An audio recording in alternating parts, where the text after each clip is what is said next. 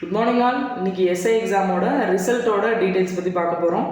SI exam result முந்தானேத்து அஃபிஷியலாக வந்து அந்த registration numbers next phase CV and PMT and physical efficiency டெஸ்ட்டுக்கு next ஃபேஸுக்கு எலிஜிபிளான கேண்டிடேட்ஸோட ரிஜிஸ்ட்ரேஷன் நம்பர் வந்து ரிலீஸ் பண்ணியிருந்தாங்க. இதில் நிறைய கேண்டிடேட்ஸ் வந்து அதில் ஆல்மோஸ்ட் 7414 கேண்டிடேட்ஸ் வந்து ரிலீஸ் பண்ணியிருந்தாங்க 1299 போஸ்ட்டுக்கு.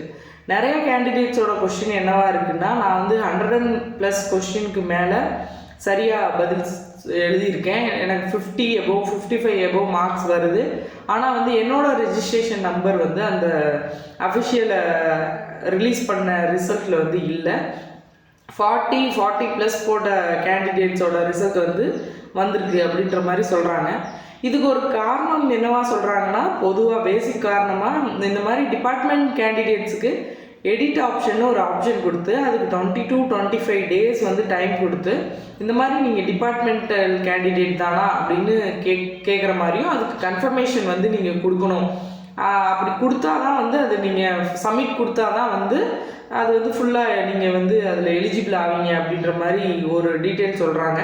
இதில் சில பேர் என்ன சொல்கிறாங்கன்னா, நாங்கள் அந்த 20-25 டேஸ்க்குள்ளேயே நாங்கள் வந்து டிபார்ட்மெண்ட் கேண்டிடேட் தான் அப்படின்னு சொல்லி அப்ளை பண்ணி சப்மிட்டும் கொடுத்துட்டோம்.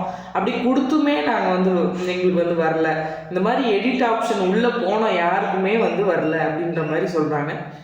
இது டோட்டலி டிபார்ட்மெண்டல் கேண்டிடேட்ஸுக்கு ரொம்ப பெரிய இம்பேக்டை ஒரு நெகட்டிவ் வந்து நடந்திருக்கு. ஏன்னா டிபார்ட்மெண்ட் கேண்டிடேட்டுக்கு வந்து 5 வருஷம் சர்வீஸ் பண்ணாலே அவங்க டிபார்ட்மெண்ட் கேண்டிடேட்டுக்கு எலிஜிபிள்ங்கிற ஒரு காமன் இது இருக்கும் போது தனியாக ஒரு கன்ஃபர்மேஷன் கொடுக்கணுமா, அது அவசியமா அப்படிங்கிற மாதிரி சில கேண்டிடேட்ஸ் பண்ணாமல் விட்டுருக்கிறதுக்கான வாய்ப்புகள் இருக்குது.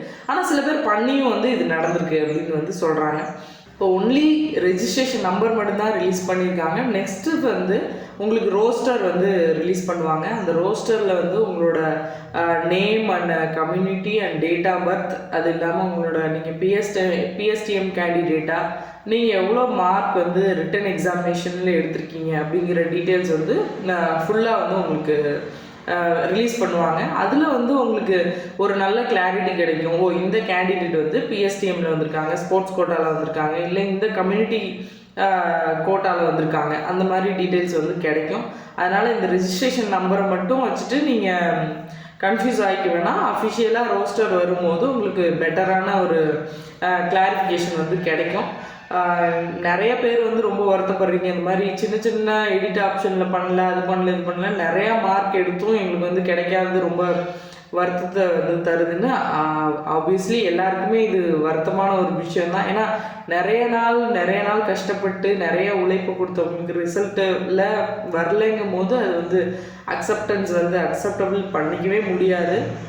நம்ம இதுக்கு இது ஒரு காரணம்னு சொல்கிறாங்க. மற்ற வேறு என்ன காரணங்கள்னு நமக்கு அந்த அஃபிஷியல் ரோஸ்டரில் வந்தால் தான் நமக்கு என்னென்ன மார்க்ஸ் எவ்வளோ எடுத்திருக்காங்க, எவ்வளோ ஸ்கோர் பண்ணியிருக்காங்கன்றது தெரியும். அது வரைக்கும் நம்ம பொறுமையாக தான் இருக்கும். நிறைய மார்க்ஸ் எடுத்தவங்க ரொம்ப வருத்தத்தில் இருப்பீங்க. இதை நான் எப்படி எக்ஸ்பிளைன் பண்ணுறதுக்கு எனக்குமே ஒரு இது இல்லை. என்ன காரணன்றது வந்து அஃபிஷியலாக நமக்கு தெரியாத பட்சத்தில் நம்ம ஒரு விஷயத்த சொல்ல முடியாத இதுவாக இருக்குது. நம்ம பார்ப்போம், வெயிட் பண்ணுங்கள். என்ன இதுவோ அதுக்கு டிஎன்யூஎஸ்ஆர்பி சைட்லேருந்து அதுக்கு சரியான ஒரு கிளாரிஃபிகேஷன் கொடுப்பாங்கன்னு நம்பலாம். All the best. தேங்க்யூ.